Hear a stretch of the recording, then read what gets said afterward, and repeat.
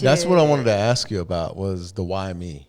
No, because I think if you're going to get through it, you have to stay positive. Right. So you can't look at the why me. You have to just like, what am I going to do to get better and get back to work? And I was living in New York City and I was 25 years old and I had a job at a big agency and, I just wanted to get back to my normal life. Right.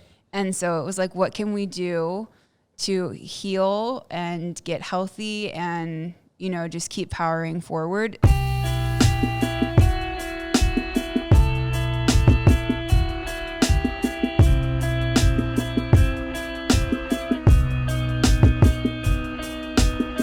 The pressure is on. Dude, how long has it been since you brought us in? Why should I? Forever. That's your job. Kellee, hey, you're witnessing like a first time event ever absolutely. for the Darren Woodson show. This is not my first time, but like, You this said, is their why job. should you? This is their job. It's your Bring show. us in. Right? Okay. Just bring it. Okay. I know my name's on the show, but this is your job. So just do your job. Wow, Don't there was complain. 2 shots right there, just in So that very both of quick you, statement. Yeah. Cross the bow. Why Both should of I? them. That's Yeah, why should your I? job. It's your That's job. why I hired you to come in and do And there's this. actually they're going a little back and forth right now because Tyler's always brought us in, and now Ben all of a sudden. There's some animosity No, from it's Tyler. little animosity. taking over Nah, today. just one day I'm going to take over. So Hey, you know I what? just, I'm just trying to figure out what the value I bring here is now, because that's the only thing I could do. Yeah. And then I just shut up for the rest of the show. And then Ben he'll make eye contact with me too. He'll look right at me when he does it. Like, doesn't look at cameras, doesn't look at Darren, doesn't look at guests, and he just brings us in. Just stumbles his way through the opening. So none of that today. None of that today. Well, but hold on. You know what I love nothing more, what? Darren, than when people say, that's not my job. Oh, that's a good Why point. is that? I love that more than anything. I love when people just pass the buck. Just pass the blame. I love it. Yeah. You know your strengths. That's like the Know who you equivalent. are. That's the equivalent on the football field, which happened last night, and I had a very real conversation about it. On the football field, when someone's like, "What was that?" Yeah. Like, Yeah, that happens. okay, good teammate. Thanks for letting me know I just screwed up and letting everybody else know. Yeah. And see, That it wasn't your fault. And this is not the case in this situation. The case here is just knowing your lanes, right? Okay. Stay in your lane, Let's get to it. right? So that's what we're doing. We're staying in the lane. This is my first time outside of my lane. Well, listen, today the voice you heard that didn't sound like ours. Didn't sound like a meathead. Much more attractive, much more sophisticated, attractive, much more Intelligent. highly intelligent. Just a good person, actually. Much softer voice was Kellee Higgins. And Kellee and I'm going to tell the story, Kellee. Okay. So it was about a month and a half ago, I was out with the family and was at a restaurant, and I was sitting at the front door of the restaurant, and I saw this young lady, pretty girl, walk up, and she was by herself. And I'm standing at the door. My wife and my son, my little 5-year-old, were down the street, and they were walking up to the restaurant. So I'm in the front, waiting for our table to open up, waiting for my wife and my kids to come through. And here comes this girl walks through the front door. And I look at her, and for some reason, I just look, and I was like, man, I know this girl. And Ben, I called Ben that same day, because I was a little emotional about it, but I called Ben that same day, and I was like, man, telling him the story. And I'm like, I looked at her, and I said, man, this girl looks really familiar. And you walk by, Kellee walks by, and I think you went and sat, or you went, I think, to sit down, but then you walk back across me again. You walk back outside, and I saw you walking back, and I'm looking at her, and I'm like, man, I just can't put my finger on this, but I know her. And you walked back out. You didn't even look at me. You just kept going. You walked out. And I sat down with my wife comes up, and they finally sit us down, and I'm sitting at the table, and I tell my wife, I say, this girl walked by, and I know her. I just don't know how to put my finger on it. So Tiffany's reaction was like, Yeah. how do you know her? Exactly. Pretty girl. Exactly. Darren. Yeah, pretty girl. Yeah. So, I tell Tiffany this, and Tiffany looks, and she's like, I don't know what to tell you. So we started eating, and then it happened to be about maybe an hour later, 45 minutes later, Kellee, your mom, My mom and my stepdad. and your stepdad walked up, and the conversation went like this. Kelly's mom did the talking. She says, you probably don't remember, but in 1998, yes. at the Troy Aikman, Roger Staubach fashion show, in which we represented kids shouldn't have cancer, right? Kids that have cancer. Yeah. You walked, he's pointing at our daughter, Kellee, you walked her down the aisle. And it was the craziest feeling because I knew this. I couldn't put two and two together, but I knew that we had there was an engagement here. And at that time, Kellee, I don't know, this is what, 1998. You were 8 years old. 8, yes. I had to be, I don't know how old I was back then, but 28, 29. Like 24 years ago, I think. 24 years ago, 52 now. So you guys do the math. Yeah, so what's 24 minus 80? I'm not doing the math. yeah. But you know what I'm talking, Ty. But I sat there and I'm thinking, like, I'm at the table and it was emotional for me because I knew what that was like. That event, that event that we had was, you have kids and these kids are dealing with cancer. Yes.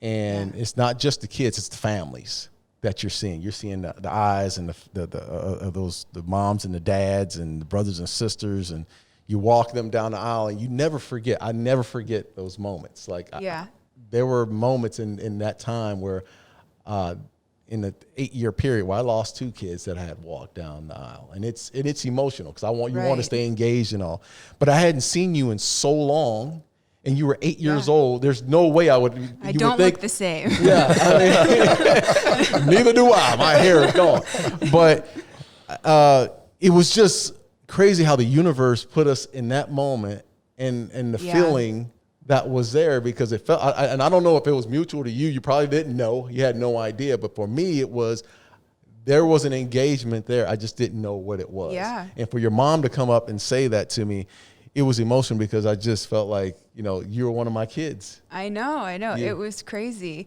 I mean, I was hesitant to walk up to the table. I didn't want to interrupt your dinner. And so that's why my mom was like, we're going to say hello to him. But yeah, when we walked in, it was the same thing. I saw you standing there and I immediately saw you. And in my mind, I was like, I think that's Darren Woodson.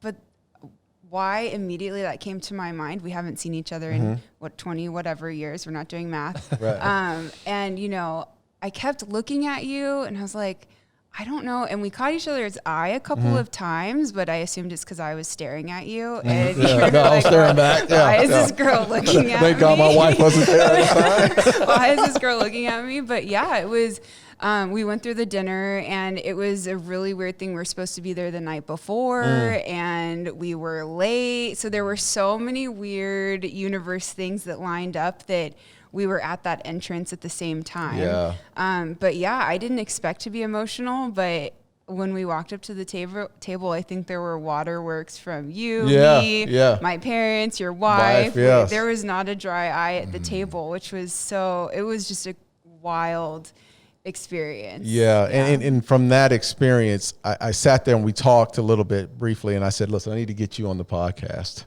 Yes. I need to tell this story because, we all, on this podcast, we always talk about serving and giving back and trying to make an impact. And it was so refreshing to see, that experience came right back to me.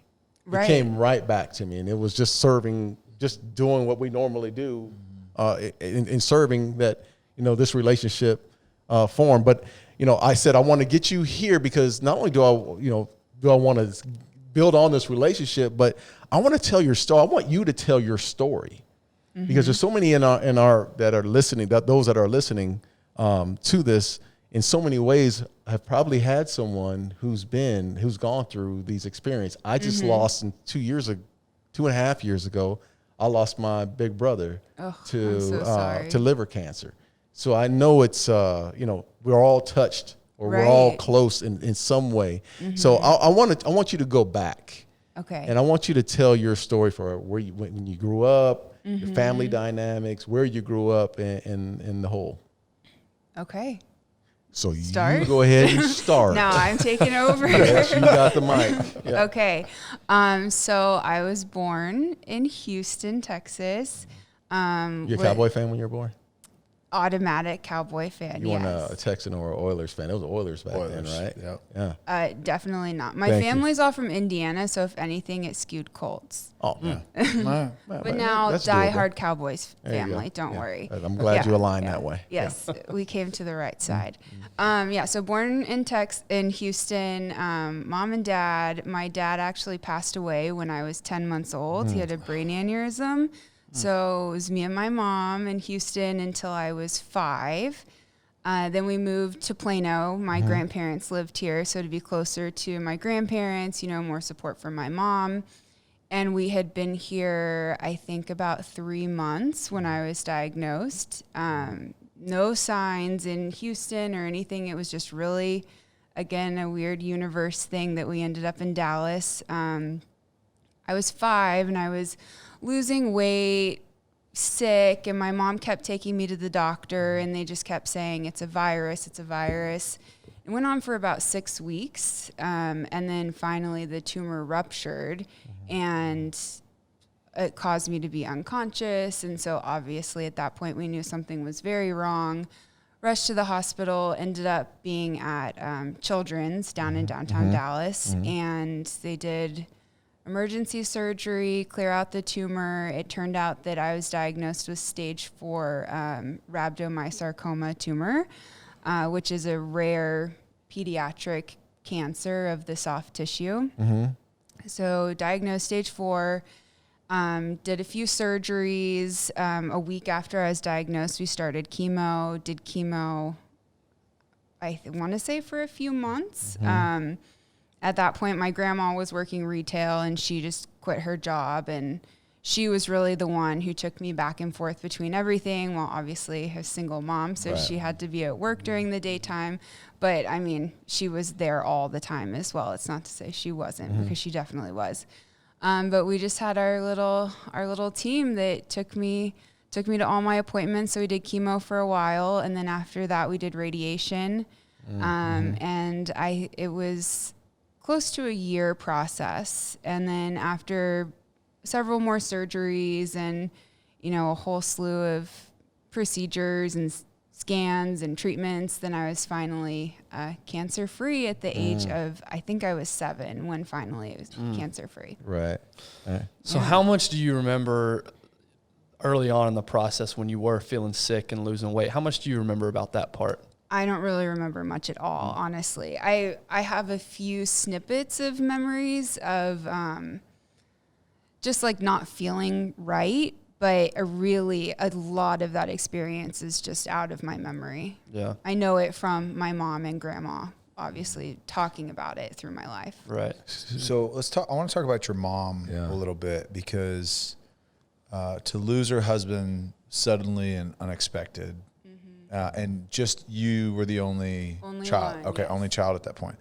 To lose your husband, and then 5 years later, do you remember? Was she just strong? Did she put on a I mean, I can't imagine that. I would unravel. I mean, the anger that would be inside of me, like, why? Like, why? So how was she through that process? She is the strongest person ever. Like, she just like carried through and persevered, and we have an amazing support system with our family. But I mean, now being her age when all of that was happening, I cannot even imagine. But she was there through it all and super strong, and she always put me first, forever. Yeah. That's amazing. So you don't remember much about when you were at 5 years old then, right? Not a ton. So No. do you remember anything about the chemo? Has your mom told you stories about going through chemo? A little bit. I know it was like an all-day process, and it was just like, how many movies can we watch? And just like grueling, sitting in a room at that point. I'm sure it was like 1994 5. So at that point, they didn't have all the comforts and luxuries and developments that they have now. Right. So I don't remember a lot of it. I remember I was really sick and I was in the hospital a lot. And I was kind of in a little bubble because, if you get a fever, you have a cough, anything, you're right back in the hospital. Yeah. So were you, did you stay the night there at all throughout? I mean, you were staying the night. Oh yeah. I was For the most staying part, the night a lot. When I was doing chemo, I was home unless like a fever or something happened. But I was in and out of the hospital a lot for that year. Talk about that community in the hospital of the other kids that you were battling alongside. My wife lost her sister to Wilms tumor cancer, so familiar with that side of it. But the craziest thing to me, and not having experienced that, is the relationships that come out of it. Are you still connected with any of those people from back in the day, or? None of the kids necessarily. Really, the person who stuck in our life was my child life specialist, the person who coaches the families through everything. So I haven't been in contact with her in the most recent years. She still exchanges like Christmas cards with my mom and all of that, but she married one of my nurses, and so they were this little like wonderful angel couple in our lives. And so we stayed really close with them. I had amazing doctors. My oncologist, unfortunately, has passed away since, but he was always like a very, very special person in our lives also. But the community and resources of just like being there is so wonderful. Yeah. All right. So you go through this at 5. I meet you at 8, right? Yes. Okay. So you're in remission at this time? Okay. Yeah, like a year in. Okay. So do you remember do you remember the fashion show? Oh yeah. It was like a highlight of I think I did 3, maybe 3. But it was always so fun. You get your hair done, your makeup done. You get to pick out your outfit at Nordstrom, but I was so shy. My mom always, even running into you at the restaurant, always laughs at. She walked up to the side of the runway when we were up there together, and she said, "Is she talking to you?" And you said, "Not really." So I was so shy, so shy. But I remember it was just this like fun, special thing you got to do. Yeah. After going through so many not fun things, you were like the star of the show, and it was so fun. Yeah, sorry, I'm unfamiliar with it seems like Tyler and Darren know what it is, but it's amazing. What is the event exactly? So it is we call it the fashion show, and it's Troy Aikman and Roger Staubach used to put this on. And the Children's Cancer Fund puts it on. yeah, did you guys do it while you were there as well with the Cowboys? Yeah. Okay, so it was held at the Anatole back then, and it's a huge It still event. is, actually. Yeah, Yeah. it still is. Okay, it's a huge event, and they normally have players or entertainers that are within the community. Local celebrities. But Like morning show because hosts. Troy and Roger chair it every single year. Yeah. And they have for 25 plus years. Yeah, if not longer. So they'll probably ask us here before long. No, you at maybe least. Yeah. Maybe not yet. Okay. I think when we did it, it was the 10-year. So What that was would it, be 10-year like, anniversary? Okay.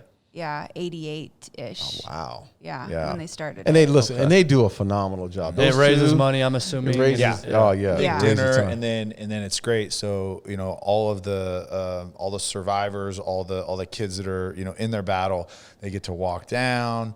They introduce them. They give a bio about them, talk about it, and you talk about these, they light up because they own it. Like they own the stage, and you can always tell those two, right? That get down at the end, and you get to pick. Some of them wear like firefighter costumes, and some of them will what they want to be when they grow up, and then girls have the gowns, and there's so much life around that event, and so much encouragement and joy.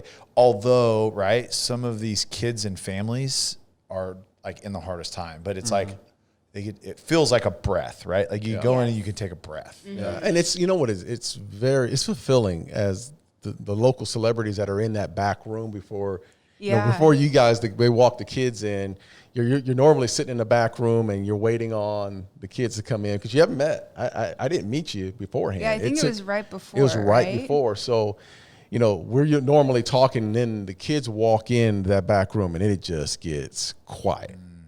And you're trying to figure out, you know, get to know your kid, and you want to hold her hand. And I had questions, and I probably you didn't weren't respond. talking. You weren't responsive. But you know, as that person, you just want to know. You know, you want to. You know, it's like I want to get to know who you are and know what your struggles are. And this is when we were doing this. This is in the heat of the season. This is during the season when we were doing these shows for us. So it was that day off. It was our day off. It was a Tuesday that we would actually do this event. And how did you get selected? You said you were in remission at this point. How did you? Was this the only one that you did, or did you say you did multiple? I think I was in 3. Yeah, 3. This, honestly, it's all through the hospital. Okay. So I'm sure it's through like Child Life, and I don't really remember the selection process. I was involved in a lot of different like pediatric cancer fundraising type things. I was an ambassador for Give Kids the World and was a part of Make-A-Wish and all of that. So they have kind of a network of the kids who are in the heart of everything at that point of treatments. And, you know, it's probably the families that the hospital knows, and I'm sure through that network. But I don't really remember the specific selection process. Similar to like American Idol, it's like a 10-week process. There's really grueling auditions.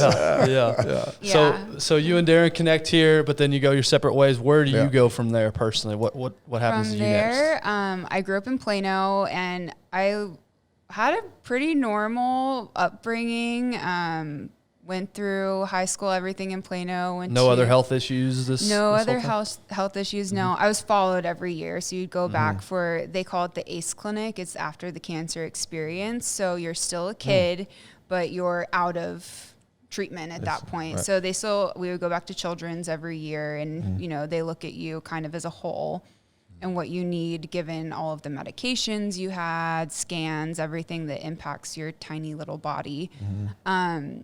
So yeah, everything was pretty normal. I, at that point, finished elementary school, middle school, went to Plano Senior High, graduated, went to Oklahoma, had like a pretty normal college experience. And then from there, I moved to New York City, like straight after college, about a week after graduation. I just called my mom one day. I was like, I want to move to New York. And she's like, why? We always thought, you know, I'd come back to Texas, but.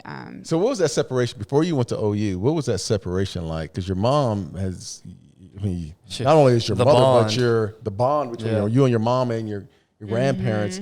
Was it hard because that's a huge separation, and I know it's not. To go to Oklahoma, but to go to OU, what was that like? It was a lot. I think I just kind of did it and didn't really think about what I was doing until I was there, and then I was like, oh my gosh, because like you said, single mom, just the two of us, we had such a bond from that already, and then everything we went through. I mean, we're just all like best friends. Like our family, we just have had to rely on each other so much that we're extremely, extremely close. So it was hard. And at first I came back a lot. And my mom was like, as much as, you know, now that I can look back on it, she probably was like, yeah, come home. It's fun to have you home. But she was like, you need to stay. Like stay for a weekend. You will have fun. So it took me a little while to like ease into the being away. And then towards the end, she was like, when are you coming home? But I was busy, you know, with all the change, so that kept my mind off of it. But it probably was harder for my mom because, you know, at that point she just was at a house by herself. She was dating my stepdad at the time. But, you know, she was by herself. But she always, it goes back to her always putting me first. She never once did I feel her say, you should stay closer, nothing. It was wherever you want to go. She supported me, whatever was best for what I wanted. She always. Now, let me tell you guys, mom's a tough chick now. She is tough. She walked up when we were eating. She was like, hey, Like there was no pause. Like you're gonna put the fork down and we're gonna have this conversation. So what else do you have to be scared of? Like Right. the experiences that she's gone absolutely. through. Like You've gone through those experiences. Hey, yeah. if you're a jerk, then I don't have time for you anyways. Anyway, exactly. So I'm coming in and I'm gonna put it out there. Yeah, I know. She's like, you need to go up. I was like, no, I don't want to interrupt his dinner. Okay, well, I'm going up there. No conversation. Okay, I will. With or without you. As I'm like holding the to-go bag, I'm like, no, Mom, no. So what was so at OU? What did you major in? I started as a graphic design major, and then a year in, I switched to the advertising program. So my degree is in journalism with an emphasis in advertising. So why advertising? Like, why was that route that you wanted to go? I always knew I wanted to do something in the creative field, so that's why I started out graphic design. The program was pretty competitive, so if we're being honest, I switched because I didn't get into the program. Okay, fair enough. We're like putting all our cards on the table. We love it. So I didn't get into the program, and then I had this advisor. I was on union programming board, which like plans all the events at the university, and I had a great advisor there, and he told me, he was like, I think you should really think about advertising. It combines being creative, but also the business side of things, which really suited my brain better, really, than just being 100% creative. So that's how I got into it. All right, so you graduate, you say, I'm going to New York. Your mom says, why? What's your answer like to why? Like, why? I said, I don't know. I just really want to. And I had like a 3-week internship in New York, 2 summers before I graduated, but that was the only time I had been to New York City. It was this 3-week stint. And I remember I came back and my mom was like, so what did you think? Hoping I wouldn't say, oh, I want to move there. And I said, oh, it's gross. It smells and it's really crowded. And I could never. You said summer. It was over the summer. Yes, it was. It's probably not the greatest time. Remember, it smelled really bad. Yeah. And I was like, I'm not doing it. Garbage on the street. Try Philly. Philly's worse. So, it was a couple weeks before graduation, and the way the ad industry works is they interview and they need you then. So you don't have the job offer months before, like finance or business. You know, it's when you're an advertising major, you graduate and no one has a job. Right. So I didn't have a job anywhere, and my friend had an open room in this apartment that she was subleasing. And how big was that room? A closet? Tiny. Yeah. It was very tiny. And I convinced my mom and stepdad that I should go. And they said, we will pay your rent for 1 month.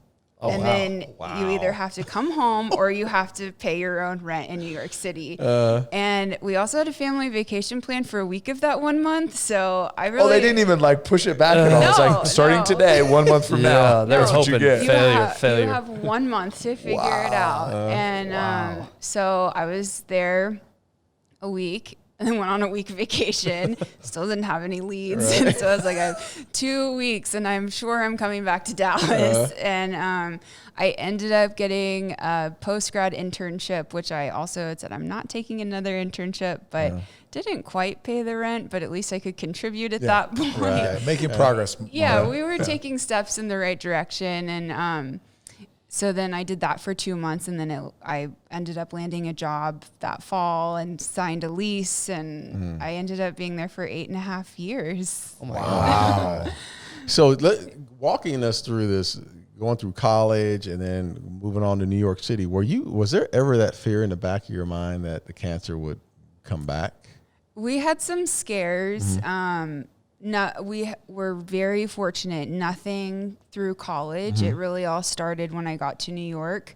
We had a scare. I had been there, 2 months, and I wasn't feeling right. And I did a scan, and we were like, something might not be right. I didn't have a network of doctors at that point, and I was past children's because I was 21 at that point. So I was kind of like, shoot, what do I do?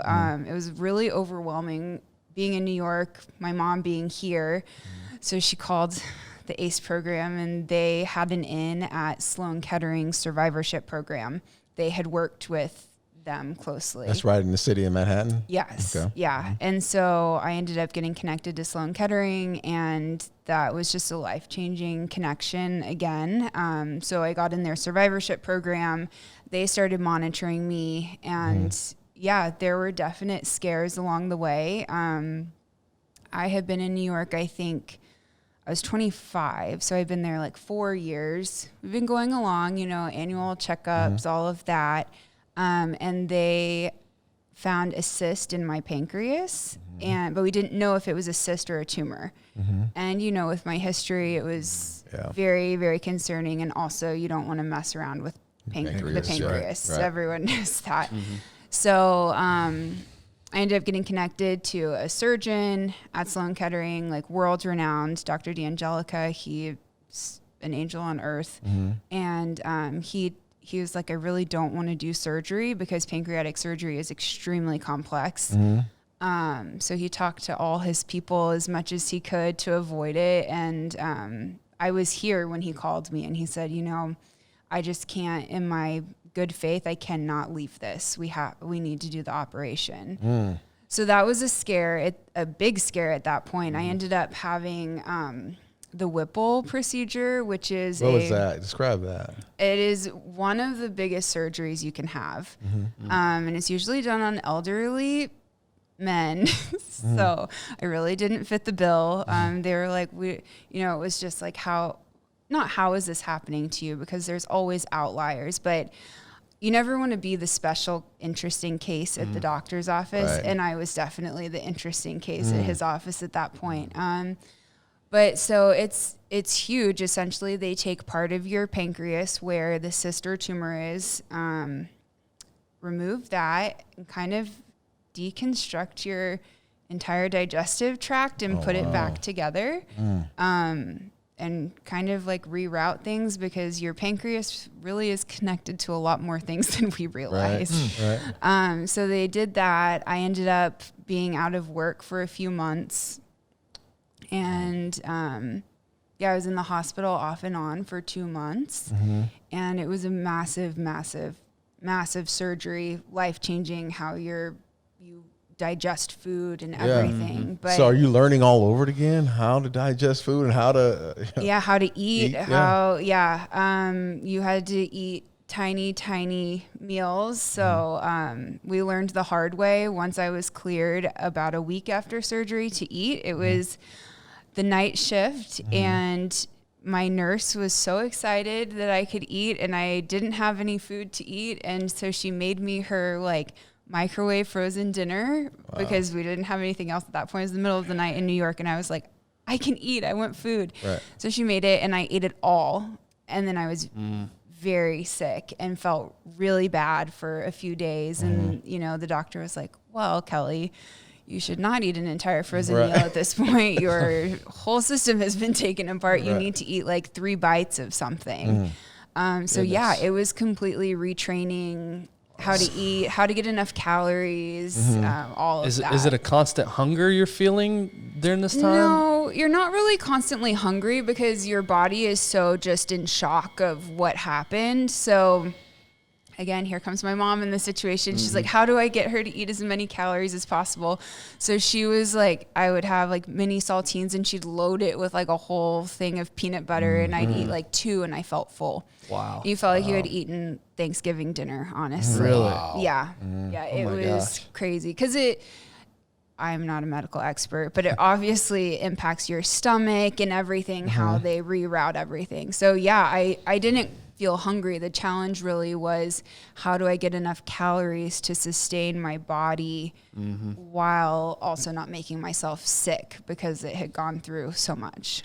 What's your mental state at this point? Because the first time you went through the big, treatment, you said you don't really remember much. Now, obviously, you're aware. Yes. So from a mental standpoint, what's it like waking up every day? What's your thought process? How are you getting through this? It was hard, but I think just everything I had been through previously, my mom and I very much are just one foot in front of the other. What does this day bring? And one of my friends one time said something that stuck with me. She said, take it one day at a time. And if one day is too much, take it one hour at a time.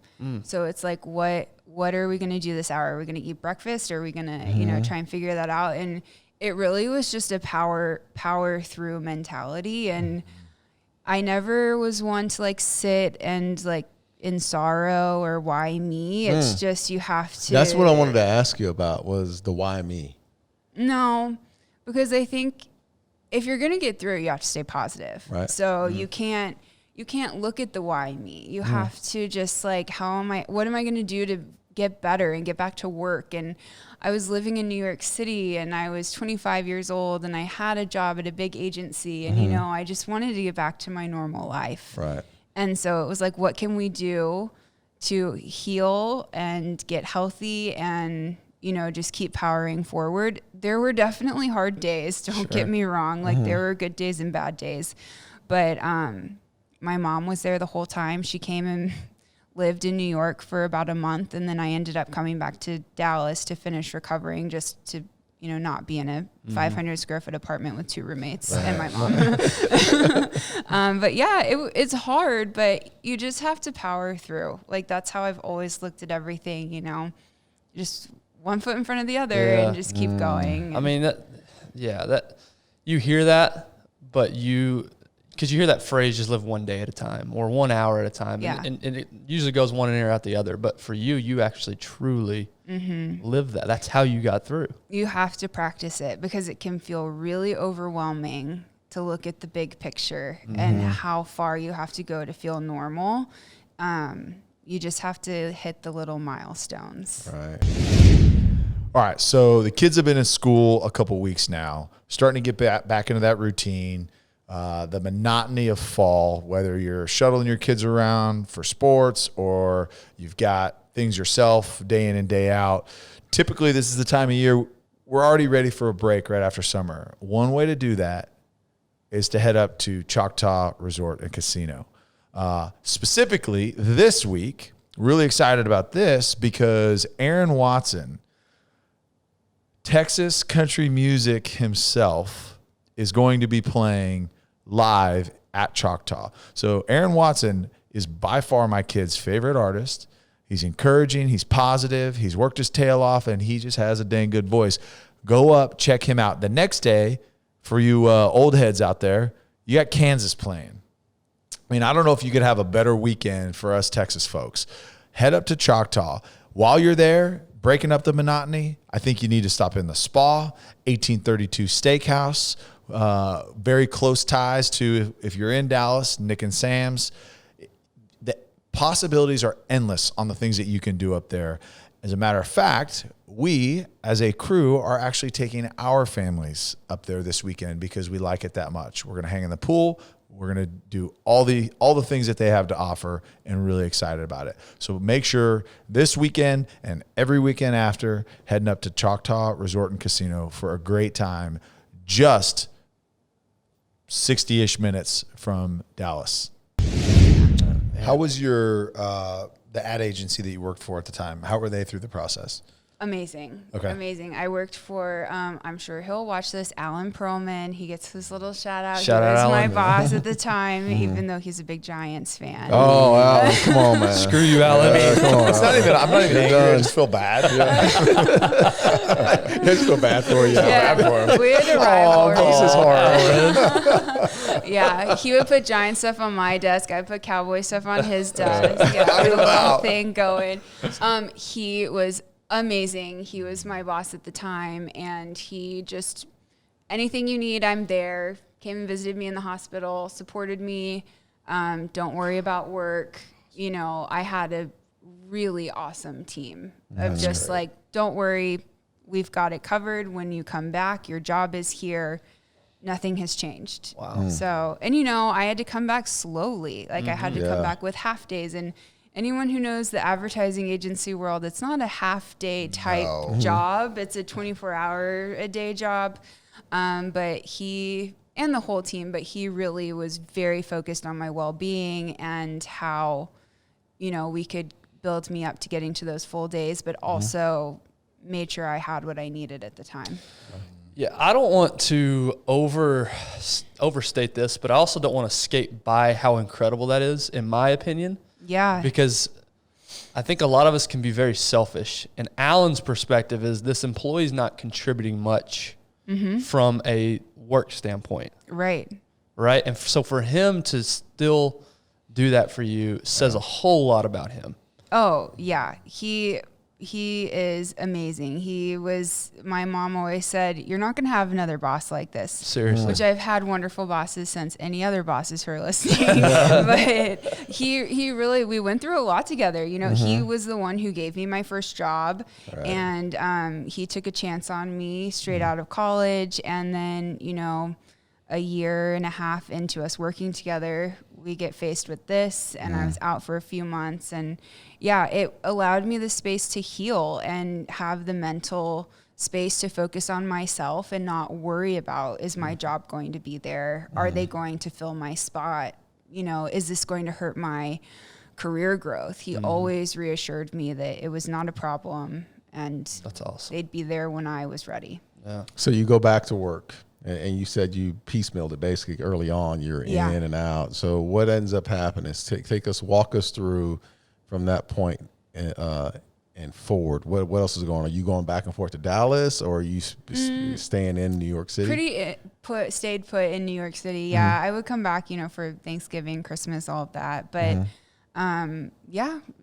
once I started feeling better, got back to my full routine, it was just like, it hadn't happened, you know, and that was the goal of the surgery, was just get back on my feet and keep moving on with life as you should as a 25-year-old. So it was probably a full year until I really felt myself. Right.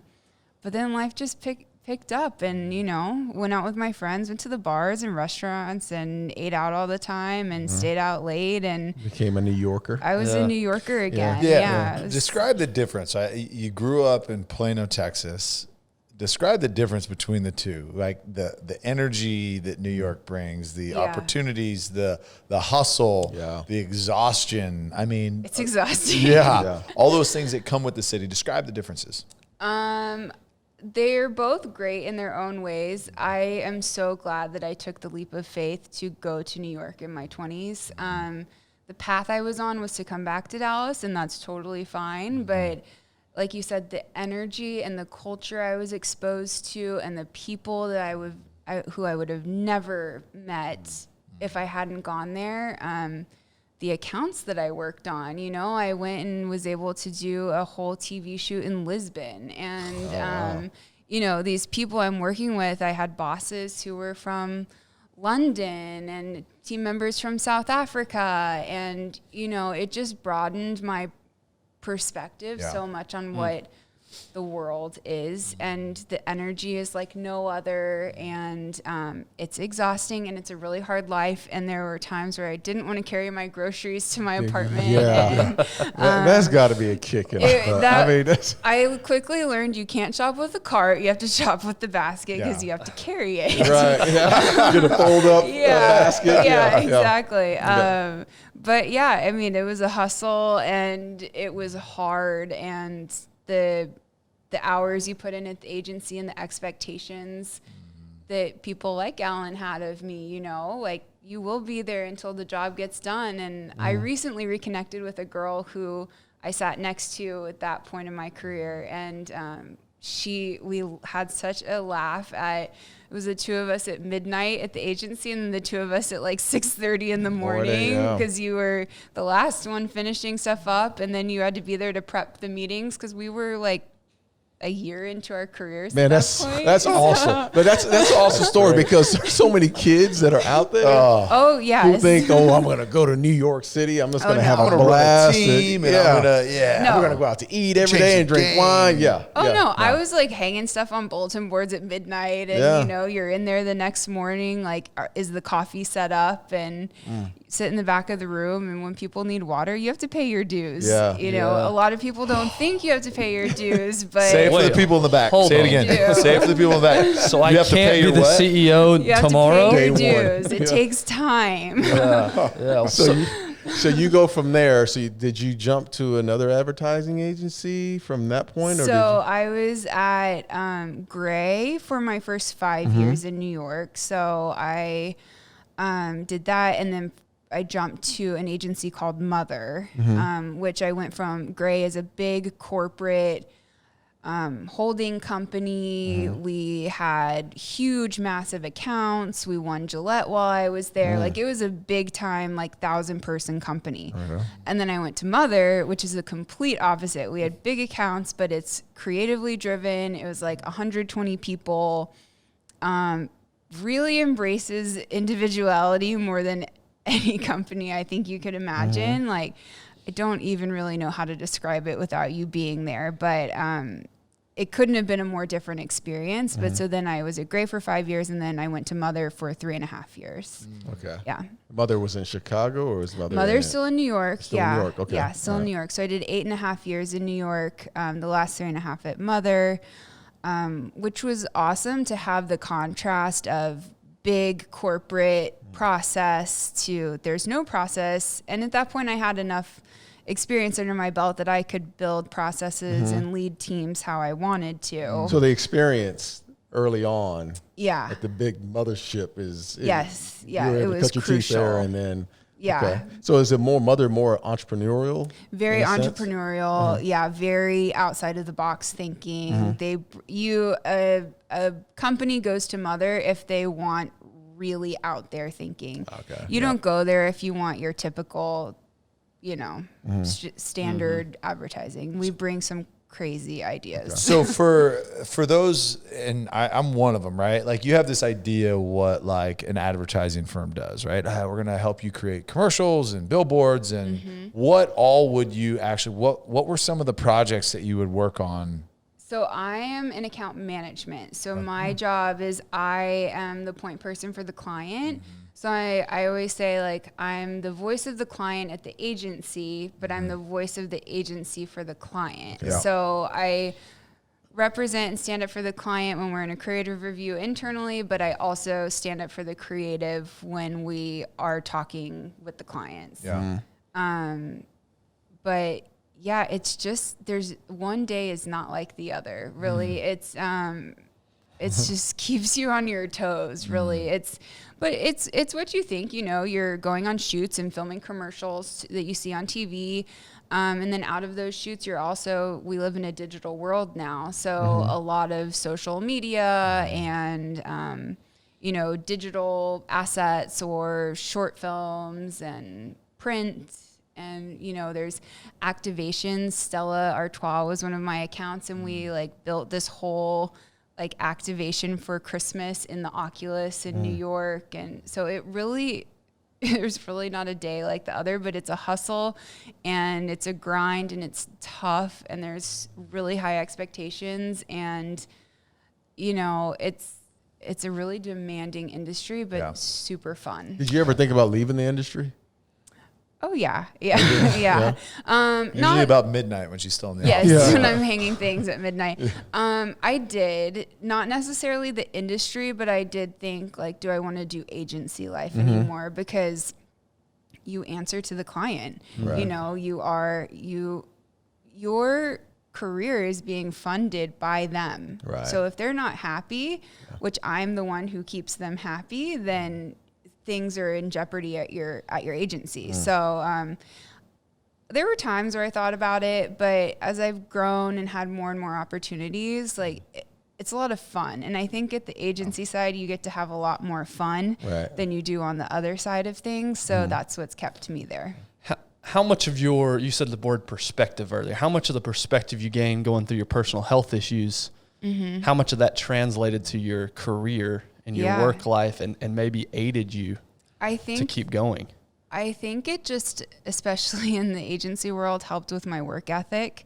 I have the perspective of it takes work to get what you need and you have to keep pushing forward. And that applies to your work life too. It's not always easy and, you have to navigate those situations. But on the flip side, it's helped me realize things that people get really upset about, it's not worth getting upset about. I have a much bigger perspective on life in the world versus silly things that people get really, really worked up about. And I think that has allowed me to kind of power through in my job. And some people might get really beaten down if a client's really hard on you about something. And, you know, my perspective a lot of times is like, okay, I hear you. I'm sorry you're upset. How do we fix this so we can keep moving forward? Because we don't need to get bogged down that you're upset about a banner ad. You know, like, we'll figure it out. It's not life or death. And I have a perspective that there are people who are facing life or death every day. And, you know, my prior experiences, I think, helps me realize that the little things are not worth worrying. And that sounds very cliche, but truly that's the perspective it brings. Well, it's cliche if you didn't live it.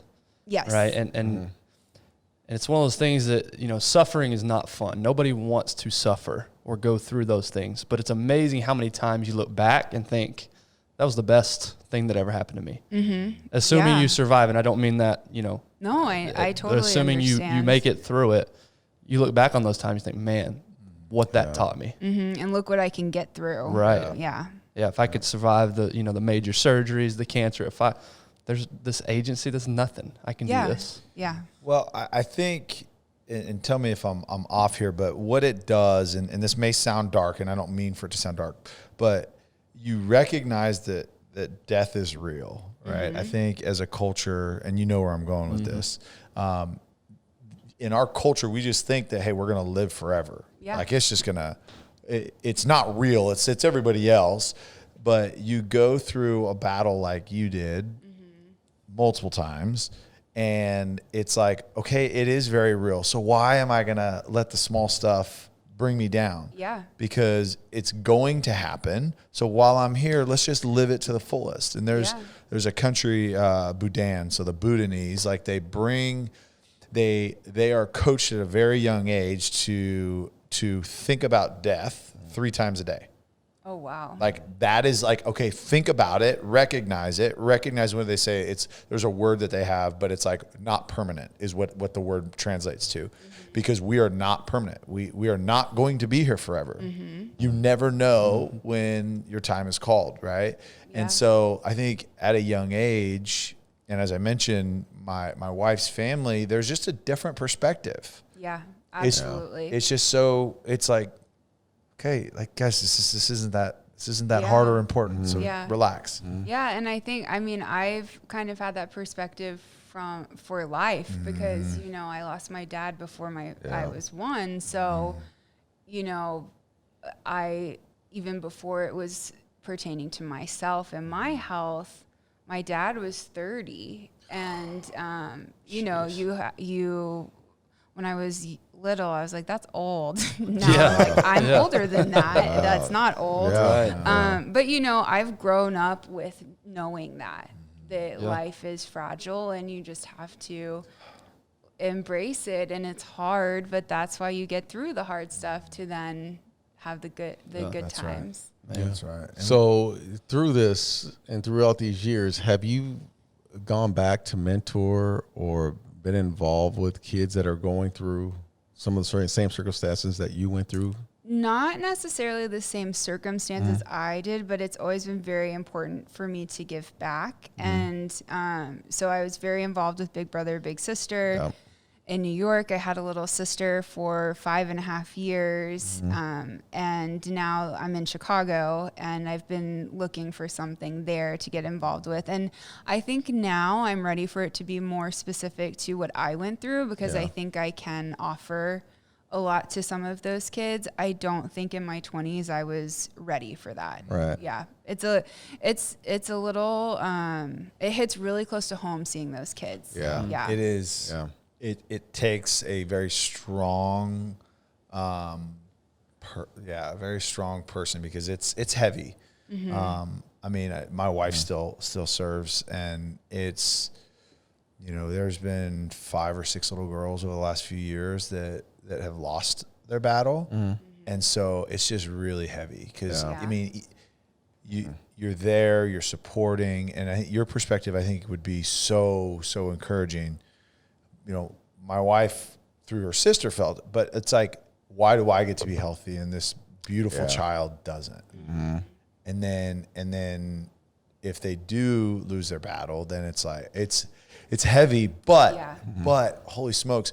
We go through every year at Med City Kids, and we do Christmas gifts because we did it when I was with the Cowboys, and then we just kept doing it. Yeah. And, there's situations like yours where now not everyone has grandparents that are close by. That their parents have to work because those medical bills don't go away. Yeah. No. And it's like they're there by themselves all day just with the nurses staff. That's why they become so close. But it's like, the more people we can have that go just spend time, bring some joy into that space. Yeah. And it's really that community that gets you through. Yeah. Yeah. So it's as hard as it is to face, it's so important. Yes. Yeah. Yeah. Is that where your desire to give back comes from? Like why? I mean, I have my answer. We have our answers. But for you personally, why is it important to give back? You could just live your life. I think why do you want to serve others? I was given so much. I've had so many people donate their time and efforts, and it leaves a lasting impact on you. We talked about Darren my whole life, like of when he walked me down the runway. Like it's just been a topic of conversation of how wonderful it is to have those people, and they're what get you through. And so I want to be that person for other people who are going through hard times. Awesome. My mom and grandma have always had that perspective of that it's very important to give back to your community and those who are less fortunate. So it's just kind of a part of our family, but then it got kicked into high gear when I received so much love and support, and I think it's so important. There's always someone who you can help. Yeah. So question for you, Darren, is you see Kellee at the restaurant, and emotionally, what was it like finding out? And I don't even know if you knew at the time that she was in remission or not, but the information you had, because obviously she didn't give you any, right?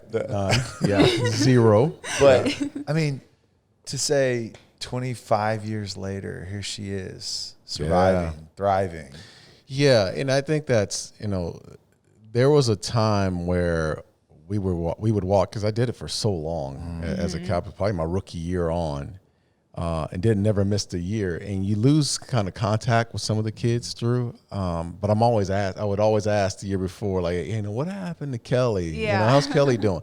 And they would know most of the time, depending on who you ask, they wouldn't give you information. But if you ask the right people, they would give you. And I had, through that process, there were two kids, and I can't remember her name, man, but it was a little black girl, and she lost her life, and it just, and when I asked about it, I knew she was going through it at the time. She wasn't in remission, and when I asked about it, and they told me, I was like, man, it's just, because I remember her parents being there. And it just stuck with me. Yeah. It stuck with me for so long. And again, I lost a couple of them through that process. But, I mean, it's so fulfilling doing that, walking down. And just for that time, it's just, maybe it's 10, 20 minutes or whatnot. But just for that time, it's so fulfilling. Yeah, when you called me, Darren, you mentioned you called me that night, and I don't remember if you remember saying this, but you said there was, like, looking into her eyes, there was a connection there. There was, yeah. There was this weird, just this, I can't explain it, but there was a connection there. Yeah. And so I think, we often hear times, on this podcast, we talk to people who do serve. We rarely talk to people who have been served. And so I think it's good to hear that other side of how it does truly affect the person being served. It stays with you forever. Yeah, because you're in a moment where you're in need and these people are there for you. And so as little as it may feel to that person, it makes a huge impact on that child, that family.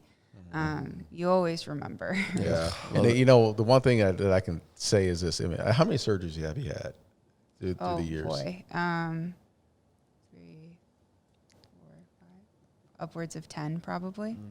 And those surgeries were consistently probably life-threatening.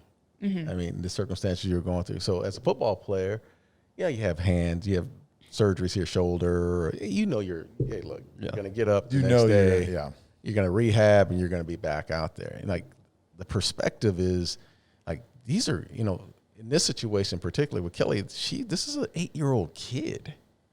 Like, put yourself in that situation. I have 4 kids. Like, I couldn't imagine going through that. But then, you know, just for what we've done all these years, we're glorified because we played a game. It's a game that we played. Knew we were going to get up the next day. Knew we were going to, if we had surgery, we were going to be all right, get rehab, have the best doctors in the world. You know, I guess I just put things in perspective when, you know, during that time, and even while I'm sitting here with you, is that you've gone through some battles. Like, these are real battles, not just you, but your mom, your grandparents, your stepdad. I mean, these are real battles that, you know, these experiences, you know, they carry you for a lifetime. Oh, yeah. And you, go ahead. See, I was say, and we haven't even talked about your most recent battle. Talk us through 2020. 2020 was a rough year for everyone. It was particularly rough for my family. So we got through the Whipple. Everything was completely normal. Lived normal life for a few years. You know, I got a bug to leave New York, up and left New York and moved to Chicago, middle of COVID. And I had been in Chicago for about 3 months, and I was diagnosed with bladder cancer in October of 2020, which, come to find out, we think was a result of the radiation I received. When you were 5. When I was 5, yes. Wow. So it's one of those weird things that it helped save my life at the time, but then it faces you with another battle 25 years later. Yeah.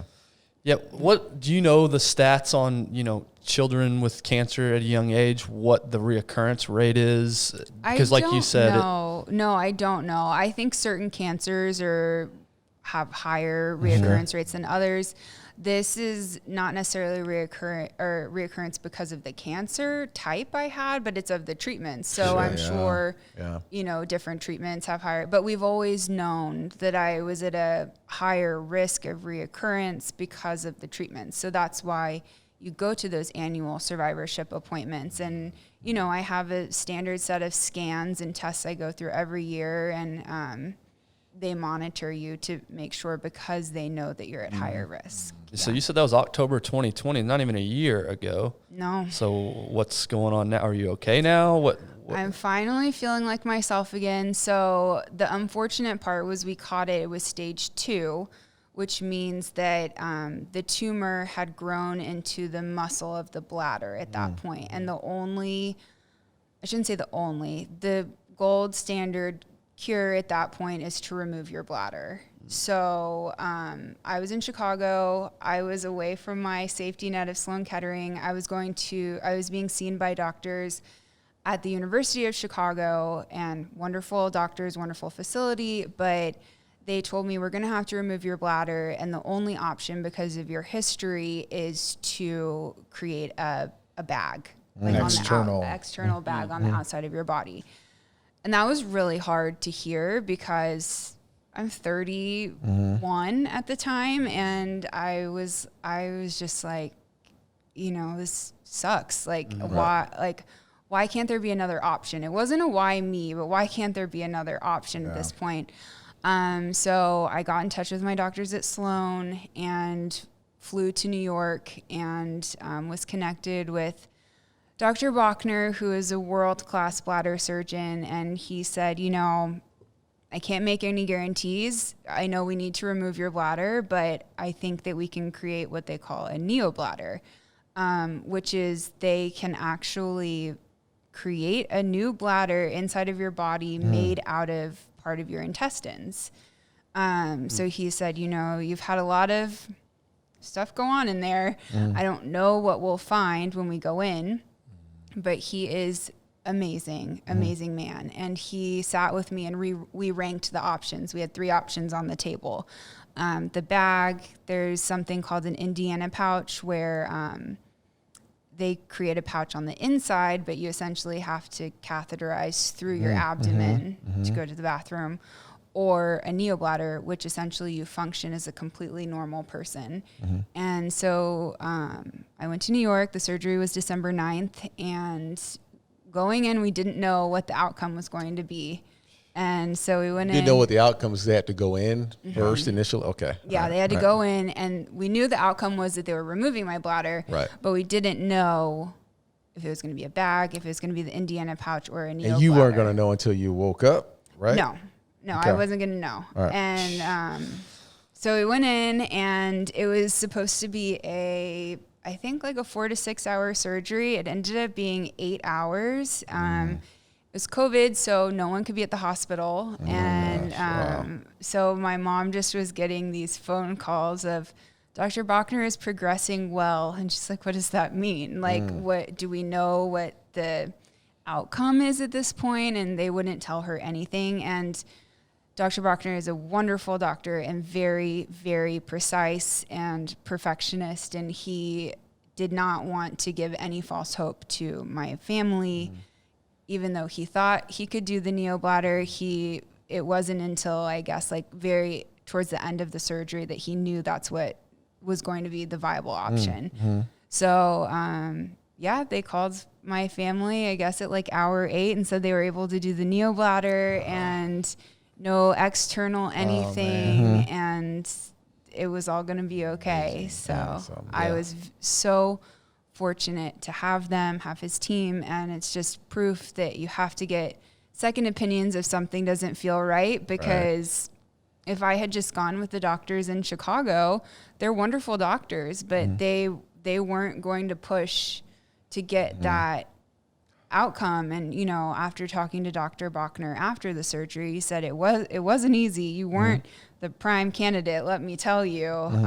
But he called in heads of surgery of Sloan Kettering during the surgery to consult and make sure, because he wanted it so badly, and he just wanted to make sure everything could be okay. That's such a great story, because doctors are always getting sued. I mean, that's all we overhear about. Like, we always hear, well, this doctor prescribed this and this and that. But you don't hear the good stories. You rarely hear the stories of, saving lives and taking the time and asking questions and doing all the. That's it. And rightfully so, right? Highly educated.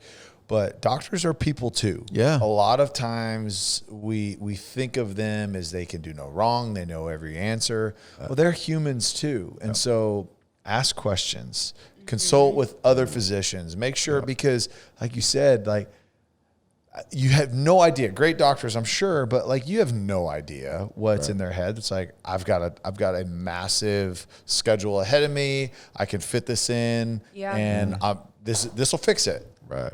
Yeah. But is it the best fix? Yeah. And I'm not saying, again, anything bad about them, but with doctors, they're just people too. People, man. Yeah.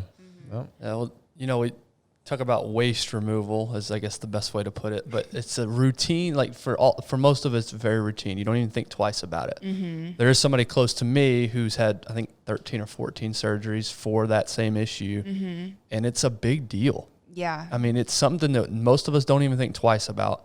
Yeah. But for somebody going through what you went through, or somebody that I know, it changes your whole day, your whole everything. Nothing is routine anymore. About that. Yeah. And they prepped me. I mean, not knowing the outcome of the surgery, I had to go through all the routine appointments of, this is how it will, if we do the bag, this is how it will function. And it messes with your mind. Like, that was probably the hardest obstacle. It wasn't hard for me. Well, it was hard, but I dealt with, cancer diagnosis. Okay, this is what we have to do. But then knowing that I had this external thing, it was really hard to wrap my mind around, because I think everything I've been able to get through, you don't see it. Right. So you can have this internal battle and struggle, but I still was able to stand in a meeting and no one knew, and no one knew any different. And, now I was facing that there was an external component to it, a visible physical thing. And that was really hard. And I mean, it is what it is. If you need that, fine. You can go on and live a normal life, and they were preparing me for that. But I was just so fortunate that he was able to do it. Your diet changes. I mean, even going to restaurants, you got to think about what kind of food is there. You can't add this. And there's your just whole schedule changes. Everything changes. Everything has to be planned from now on. Yes. Versus just, people. But I was lucky. I mean, he pushed forward, and as he would for any patient, but bladder cancer is typically a cancer of elderly men. Coming back to that theme from my Whipple procedure, it's bizarre. He said most of my patients are like in their 70s and 80s and male. And, again, I was the most interesting patient on their roster at that time. But Yeah. So was there any treatment following that, or was it because of when you caught it, you didn't and you removed the bladder, you didn't need chemo or radiation? No chemo, radiation. I go back for scans every 3 months still at this point. So we're monitoring. So far, everything is clear. I'll go back the end of September for my next round of that'll be the third round of scans. Love it. So we're on a path that if they stay clear for a year every 3 months, then we go to every 4 months for a year, and then every 6 months, and we know the drill. But I was very lucky that nothing has been needed. So go ahead. So how about through COVID? I mean, have you actually had to watch yourself as far as, you're not getting COVID through this process? Yeah, we've had to be really careful, and especially leading up to the surgery. Right. I was in a bubble and did not really, I had to travel to New York, so that was risky, but then we were there for 2 weeks leading up to make sure that everything was okay, because, God forbid anything were to happen, it would push the surgery, and that means that the cancer is just in you that much longer. So yes, we've had to be very careful. Obviously my immune system was really low going through all the treatments and, not treatment, sorry, but like the recovery afterwards. So yes, had to be very careful. Yeah. The toll that people don't think about surgery, whether it's as extensive as yours or even a knee surgery, is not natural for the body. I mean, it is, it takes you through the ringer. Just the medication, the pain management. I mean, it takes its toll. So to your point, you've had to be very careful because your immune system's been so compromised. Yeah. Your body's fighting to get back to normal. And so, I got to imagine you got to be super careful. Yeah, you had to be super careful. And that was one thing that, I look like a normal 31-year-old on the outside, but I had to remind friends and people, I have a whole other battle I have to be cautious of right now. Yeah. We all have to be cautious of COVID, but, I don't look like I need to be so careful. Everyone needs to be careful, but, I look normal. Right. But really, I was very at risk at that point. And maybe my body could fight it, but at risk for delaying a surgery that I really, really needed. Right. Yeah. So your experience, and again, I know you were young and you didn't, but how has your experience, the treatment changed from, 25 years ago to now? Like, do you feel like there's been an advancement in actual detection, treatments, recoveries, all of that? Yeah, I mean, I'm fortunate enough that I haven't been in those chemo suites again or, radiation, but just from talking to doctors and having so much exposure, like the advancements are leaps and bounds ahead of everything. I mean, talking to my surgeon, he said, your bladder wasn't near where we really needed to be radiating for that surgery, but it wasn't as targeted as we can be now. Right. So it's not surprising if it picked up on some of the radiation. Yeah. Wild. Absolutely wild. Yeah. So if your story is not encouraging enough for our listeners, what would you say? How would you encourage people to listen? Maybe it's not a health issue they're going through, but they're going through something. Yeah.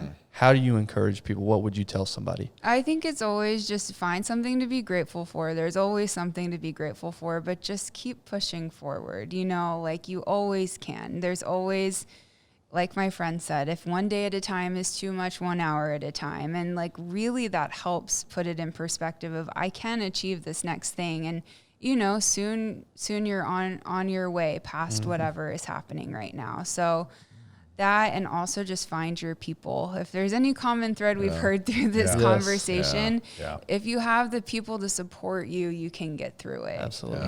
Absolutely. So go ahead. I was just saying, what are you up to now? What's the future look like? Where are you headed? I'm in Chicago right now, and just, agency life is keeping me very busy. And I really haven't felt myself after the surgery until probably the past month and a half. So I'm excited to be normal again. Chicago feel a little bit more open, getting to experience it more. Obviously you didn't see all the Chicago memes before you moved to Chicago, but now is it feeling normal? Like Wrigleyville? Let me ask you, where are you living in Chicago? I'm in West Town right now. Okay. Yeah, so just north of the West Loop, Fulton Market area, if you're familiar. It's an awesome city. It's beautiful. The people are great. The food, I love food. The food is wonderful. It is great. Okay, wait. So if you're going to compare food, you're going to compare food. Are you going to say New York and Chicago? Yes, because the Chicagoans will tell you they have the best food. Yeah. I know. I think it's really hard to compare. Really? Yes. You can't get off the fence. No, Get off. She's saying New York's way better. I'll weigh in before her fence. so that you can gather your thoughts, because that was on the spot deal. I think that New York has more variety, but I do think the best quality is in Chicago. Okay, we didn't ask you, Todd. Kellee. She's saying New York's better. Watch. Listen. Go ahead. No, I actually have the same perspective. I think New York still has very high quality. Yeah. The thing I like about New York food is there is the wide variety. Chicago, I love hamburgers, and so it was like, oh my God, there's so many good hamburgers in Chicago. There were a select handful of good burgers that I liked. Too fancy in New York. Yeah. I do definitely like New York pizza way better than Chicago pizza. Oh, now there's some fighting words. Way better. But Chicago really blew me away with their food. Yeah. I've never been to Chicago. Italian in Chicago is good too. Italian is really good. I would say New York might have a slight edge only because of the variety. Yeah. Okay. There you That's go. fair. Do you guys ever shut me down because of my opinion again? We're going to hit pause on the pod. No, we'll let it run. We're going to let it run. We have a guest. So everybody can see what happens. We have a guest in house, Tyler. Stop being so confrontational. Quit being a bully. Ever embarrass me in front of my friend Kellee again? I swear. Dude, how many here it comes. I know, you how many warned me. episodes do we bully him? He's always bullying us. All of the episodes, Ben. All of them. It's okay. Oh, man. So, I'm excited. Unless you guys got some, I'm super No, I excited want you to ask that for our question. closer. Yes. Because this could the go closing in question. a lot of different directions. So we ask every guest this at the end of the episode, and I'm super excited to hear what you're going to say. If you could go back to any point in your life and tell yourself one thing, doesn't necessarily mean you change anything, but if you just go tell yourself one thing, where do you go and what do you tell yourself? Wow. There's a lot of points that come to mind. I would probably go back to college Kellee and remind myself of what I had been through and how significant that is, because at that point I did not recognize or acknowledge what I had been through. It really wasn't until my adult life that I was like, wow, that was a lot, because I think I was always like, what's the next thing? What are we going to get? What are we going to do? What am I trying to do? I think I would remind myself of how significant it was and how far I had come, but how much value that proved. And then tell myself, there's going to be some battles along the way, but you can still do it. Love it. I love it. Yeah. And I feel like there's been just so much wisdom and gold dropped, Absolutely. Yeah. No, really though, you think about it, right? You're, one day at a time. Really, if you have this insurmountable obstacle in front of you, whatever it seems, just one day at a time. The power of serving, the impact that it makes, a lifetime impact that you can make on someone's life just by giving a small amount of your time, the impact of that. The people, surround yourself with people. People is everything. You ask a CEO, what's your most valuable asset as a company? My people. Yeah. Right. Yeah. And it's the same thing in life. It's okay. Hey, surround yourself with people that you lift up, but also that they lift you up. and find really good food when you're in New York, for sure. Pizza, right? I looked at, I'm listening to the story, and again, I mean, our connection is a little different than most, but there's also that part of, and Tyler just hit on it, it's family and the support system, but it's also like a true belief in self that you're going to overcome. Yes. And you really have to have that belief in that, whatever the circumstances may be, that you're going to be resilient through this process and take it 1 hour at a time and get through it. Yeah. So, and I really appreciate you coming on today. Well, I appreciate you having me. Yeah. I mean, this has been awesome. And again, I mean, I don't want to lose connection. We're gonna have to use it on the advertisement side. Yeah. Right? Have to. So Offer services. I don't know if we can afford agency prices, but we're getting there. hook a brother up. Hook a brother up. We'll give the friends and family. There we go. But thanks, Kellee. Thanks for coming on the show Thank today. you so much. Yes, Hey, where thank can you. people, I don't know how involved you are on social media, but is there anywhere that people can find you, follow your story, connect, share? I mean, because people hear these kinds of stories, right? And I guarantee there's a dozen people that could connect and, hey, this is, my son or daughter, or I went through this. Again, I don't want to put all of your business out there, but if you're not super private, is that something that you would throw out there? Absolutely. Probably Instagram is the best way. That's how I connected with Yeah. Darren. Yeah. Tell them your Instagram handle. It's Kellee Higgins 3. So KHIGGINS 3. Awesome. Yeah. Go slide in her DMs and tell her how much you love this episode. Thanks, awesome. Kellee. Appreciate it. Thank you so much. Thank you. Thank you guys. Yeah, thank you.